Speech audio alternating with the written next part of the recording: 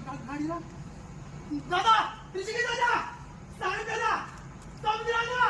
लवकर या सारे दादा ऋषिकेश दादा दादा लवकर समज दादा काय रे गुलाब दादा अरे अरे पाण्यात तुम्ही पाणी घे गुलाब ऐकला का गुलाब राईटला का पुढे ये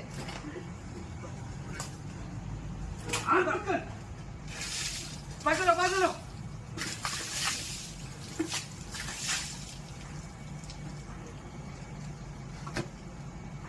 हात कशी लागली गाडीला